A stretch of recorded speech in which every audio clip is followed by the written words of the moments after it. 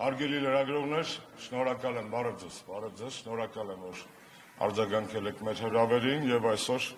պատրաստ եք միասին քննարկել այն թեման, որը որ մենք առաջարկում ենք այսօրվա հանրային քաղաքական դիսկուրսում որպես կարևոր թեմա։ Ինչպես գիտեք,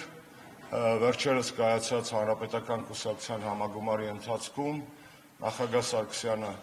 հիմնավորելով կուսակցության կողմից խորհրդարանական ընտրություններին չմասնակցելու որոշումը միաժամանակ նաև կուսակցության անունից մի քանի ծրագրային առաջարկ հնչեցրեց ուղղված իրական ընդդիմությանը եւ այդ առաջարկությունները բնականաբար ոչ միայն քաղաքական հայտարարություններ են, այլ նաև գործնական հեռանկար ունեցող մոտեցումներ, որոնց ընթացքում մենք փորձելու ենք մեր լումաններ դնել ընդդիմության հաղթանակում։ Այդ 4 առաջարկություններն էին, առաջինը մեր ծրագրային մշակած Պոստնիկոլ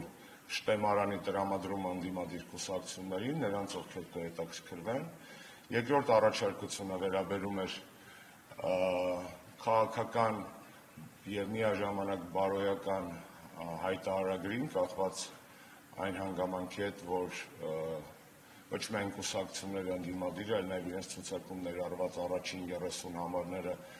կվերցնեն իրենց վրա նաև անձնական, բարոյական, բացի քաղաքականից պարտավորություն որևէ կերպ չհամագործակցել Նիկոլ Փաշինյանի կուսակցության հետ հետընտրական շրջանում, բնականաբար ավելի կարևոր է։ Մեր երրորդ առաջարկությունը վերաբերում էր մասնակցության արշավին, որը իրականացվելու է գնան կարգախոսի ներքո, այսինքն գնացեք ընտրությունների, որպեսզի Նիկոլ Փաշինյանը գնա, հեռանա, եւ չորրորդ առաջարկությունը վերաբերում էր Երևանում մոտորերս կայանալիք եվրոպական քաղաքական համայնքի գագաթաժողովին։ Նախորդ 3, այսինքն մենք թվարկած 4 առաջարկություններից առաջի 3-ի հետ կապված աշխատանքները համապատասխան ընթանում են եւ այդ ուղղությամբ նույնպես մենք մեր խոսքի տերն ենք։ Այսօր ուզում եմ ավելի շատ ձեր ուշադրությունը գրավել, սևեռել եվրոպական քաղաքական համաժողովի հետ կապված մեր առաջարկությունների վրա։ Ինչպես գիտեք, եվրոպական քաղաքական համաժողովը շատ լուրջ միջազգային կլասի քաղաքական միջոցառում է։ Այդ ձևաչափը ստեղծվել է 2022 թվականից։ Իհարկե հայկական իրականության մեջ այն ունի շատ բացասական կոնոտացիա ինքնին, հիշեցնեմ, որովհետև 2022 թվականի հոկտեմբերին էր Պրահայում, երբ Նիկոլ Փաշինյանը ստորագրեց, համաձայնեց այն դիրքորոշման հետ, որ Արցախը պետք է լինի Ադրբեջանի կազմում եւ Արցախից հրաժարվելու քաղաքական վերջնական, այսպես ասած, իր հայտարարությունը տեղի ունեցավ Պրահայում եվրոպական քաղաքական համաժողովի շրջանակներում։ Իհարկե կարող ենք այդ համաժողովը այդ պատճառով չսիրել, բայց չի կարելի երևի քննադատել կամ չսիրել պրոսպեկտը, ինչա թե այդտեղ խմած ժամանակ մեքենան վարի է տվել, այդ պրոսպեկտը մեղավոր չի, որ քվարորդը եղել է հարբած։ Նույնը այստեղ է, քաղաքական համաժողովը եվրոպական մեղավոր չի, որ մեզ ներկայացնում է Նիկոլ Փաշինյանը, մեղավոր այնքանով, որքանով այդ քաղաքական լիդերները եվրոպական օգտագործում են Նիկոլի գործոնը ընդդեմ հաստատի հայկական շահերի եւ հայ ժողովրդի շահերի, առաջնորդվելով սեփական գերակայություններով, բայց համաձայնենք, որ մեր մեղադրանքի առաջի թիրախը այդ իմաստով եվրոպական առաջնորդները չեն, որքան Հայաստանը ներկայացնող ռեժիմը եւ ինքներս մենք, որովհետեւ հանդուրժում ենք այդ ռեժիմի արկայությունը առ այսօր։ Ինչևէ, ինչու են գալիս Երևան։ Գալիս են Երևան պարզ պատճառով։ Եվրոպական քաղաքական համաժողովի այդ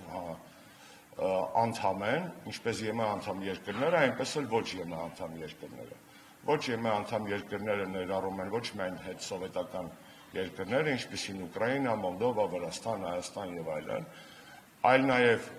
բալկանյան երկրներ, Թուրքիա եւ երկրներ, որոնք Եվրոպա են, բայց ԵՄ անդամ չեն, քաղաքական իմաստով Նորվեգիա, Իսլանդիա, Մեծ Բրիտանիա եւ այլն։ Եվ քաղաքական այդ մարմինը տարին 2 անգամ գագաթաժողով է անում։ Մի հատ անում է ԵՄ շրջանակներում, մի գագաթաժողով, մյուսը անում է ոչ ԵՄ շրջանակներում։ Հիմա նախորդը եղել է Դանիայում, ԵՄ սահմաններում, գալիքը պետք է լիներ ԵՄ սահմաններից դուրս։ Այս սա մանրամասնում է, որպեսզի մենք հասկանանք նաև տրամաբանությունը եւ այդ գործողությունների եւ մեր առաջարկող ծրագրի։ Երբ որ եվրոպական առաջնորդները որոշում կայացրեցին համաժողովը հենց այս ժամանակահատվածում կազմակերպել Երևանում, ակնհայտ է, որ չեն առաջնորդվել պարզապես մի հատ ԵՄ, մի հատ ոչ ԵՄ սկզբունքով, այլ որոշել են գալ հենց Երևան, հենց այս օրերին, որպեսզի իրենց քաղաքական աջակցությունը հայտնեն Հայաստանում գործող դավաճանական ռեժիմին։ Եվ սա է Երևանում այս օրերին կազմակերպվելիք Եվրոպական քաղաքական հանրույթի համայնքի գագաթնաժողովի բուն ուղերձը, ինչը կտրականապես մերժելի է որպես երևույթ, որովհետև ակնհայտ է, որ իր մեջ պարունակում է նախընտրական միջամտության հստակ էլեմենտներ, անգլերեն դա կոչվում է electoral interference։ Այն ինչ որ եվրոպական համայնքը մշտապես քննադատում է այլ երկրների պարագայում, օրինակ մեղադրում է Ռուսաստանին, Մոլդովայի ընտրությունների միջամտելու կամ Թուրքիային, Բալկանյան երկրների ընտրությունների միջամտելու, ինքը անում է Հայաստանում։ Այսինքն լավ է, այս ձևաչափը լավն է, այս ձևաչափը պետք է մի օր գար Հայաստան, վատ է, որ գալիս է հենց այս ժամանակահատվածում եւ հենց այս մտադրությամբ։ Այսինքն լավ բանը վատ առիթով մեզ վրա փորձում են փաթաթել եւ սա իհարկե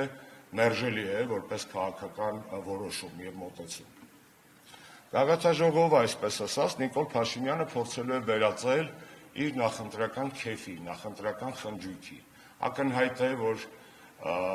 բնական անվտանգային միջոցառումներից բացի Նիկոլ Փաշինյանը ամեն ինչ անելու է, որպեսզի եվրոպական հանրույթի ղեկավարները, իսկ դրանք մոտավորապես 40 երկրների պատվիրակություններ են, մի մասը առաջնորդած ղեկավարությամբ, մյուսը այլ կառավարական ներկայացուցիչները, որպեսզի այդ մարդկանց մեկուսացնի Հայաստանից եւ այ ժողովրդից։ Այսինքն դուք տեսնում եք արդեն, քաղաքում երևում են այդ նախապատրաստական աշխատանքները, Նիկոլը ամեն ինչ անելու է, որ կոպիտ ասած իր քեֆը չհարանվի եւ եվրոպական առաջնորդները չառերեսվեն իրական Հայաստանի, մեր իրական Հայաստանի, ոչ թե Նիկոլի իրական Հայաստանի խնդիրների, ցավերի, շահերի եւ դժգոհության հետ։ Այն առաջարկը, որ մենք անում ենք, շատ պարզ է։ Այդ առաջարկը հակաեվրոպական չէ, այդ առաջարկը պրո-եվրոպական է, որովհետև մեր առաջարկության հիմքում ընկած են իրական արժեքները եվրոպական, ինչպիսին են ազատությունը, արժանապատվությունը, մարդու իրավունքները, օրենքի գերակայությունը, դեմոկրատիան, քաղաքական հետապնդումների բացակայությունը, ազատ մամուլը, այն ամեն ինչ ոտնահարված է Հայաստանում այսօր։ Եվ չգիտեմ, գիտեք արդեն թե չէ, կա համապատասխան պաշտոնական կայք, բացվել է եւ իրենք ունեն իրենց խորհրդանիշը։ Երկու սենց կլորակներ են, ինչ-որ բան են փորձել։ Հիմա ներկայացնում եմ ձեզ մեր կողմից առաջարկվող միասնական պայքարի խորհրդանիշ, հակախորհրդանիշ, իսկ իրականում այս խորհրդանիշը ավելի եվրոպական է, քան այն, ինչ որ եվրոպացիները հրանցնելու են որպես իրենց բրենդ։ Մեր առաջարկած խորհրդանիշը սա է։ Մենք վերցրել ենք որպես հիմք եվրոպական քաղաքական համայնքի կողմից գալիք գագաթնաժողովի խորհրդանիշը եւ դրան տվել ենք ավելի ազնիվ տեսք, որովհետեւ Հայաստանում պարզապես երկու բաներ չեն, այսպես ասած, կլորակներ չեն։ Հայաստանում այդ կլորակները կանդալներ են։ Հայաստանում իրենք գալիս են այստեղ ոչ թե ժողովրդավարություն քարոզելու, այլ գալիս են հիպոկրիսի երկդիմիություն քարոզելու։ Եվ մեր ուղերձը եվրոպական հանրույթին հետևյալն է. սա է այսօրվա Հայաստանի իրական պատկերը, կանդալված մարդ, կանդալված ազգ, կանդալված պետություն։ Եվ մեր կոչը իրենց շատ պարզ է, դադարեք երկդիմիությունը, stop hypocrisy եւ stand for democracy, կանգնեք ժողովրդավարության կողքին։ Սա եվրոպական արժեքների եւ հայկական իրականության մեկտեղման սիմվոլիկա է, որ մենք առաջարկել ենք օգտագործել ասուլիսից անմիջապես հետո այս լոգոյի ֆայլերը բարձր, այսպես ասած, որակով կտեղադրվեն համապատասխան հարթակներում եւ առաջանցնելով ասեմ, որ ազատեն օգտագործման համար հանրապետականը չունի այստեղ որևէ հեղինակային իրավունքի կամ որևէ այդպես էգոիստական նկատումներ։ Հակառակը մենք առաջարկում ենք, որպեսզի բոլոր ակցիաները, որոնք պետք է տեղի ունենան այդ օրերին, իրականացվեն միասնական բրենդի տակ, եթե այս բրենդից ավելի իմաստալից եւ ավելի կրեատիվ լուծում կգտնեն ուղերձի իմաստով մեր ընդդիմադիր մյուս գործընկերները, խնդրեմ, եթե ոչ սա իրենց տրամադրության տակ է։ Եվ այսպես հանրապետական